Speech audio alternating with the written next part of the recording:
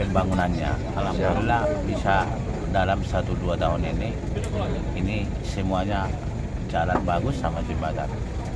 Selain dari tadi percepatan ekonomi, ini sudah tadi 70.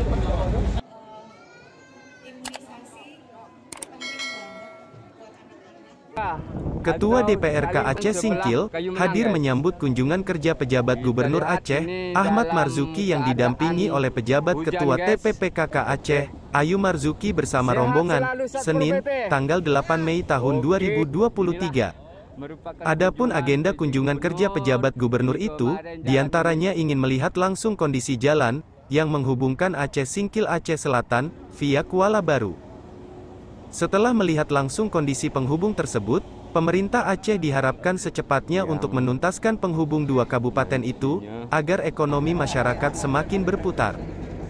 Sebagai Forkopimda, Ketua DPRK Aceh Singkil mengatakan, setelah melihat langsung kondisi jalan yang ditemukan diantaranya jembatan belum terbangun, agar lebih mempercepat pembangunannya. Alhamdulillah bisa dalam 1-2 tahun ini semuanya jalan bagus sama jembatan.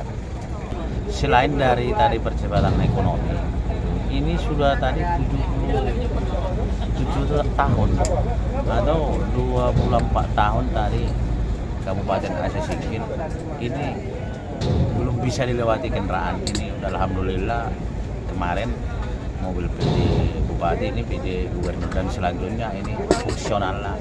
Semua harapan kita secepatnya lah sama-sama kita bekerja sama, mulai dari anggaran APBD, anggaran APBA dan anggaran APBN, sama-sama kita menggiring bagaimana ini secepatnya ini pekerjaannya selesai.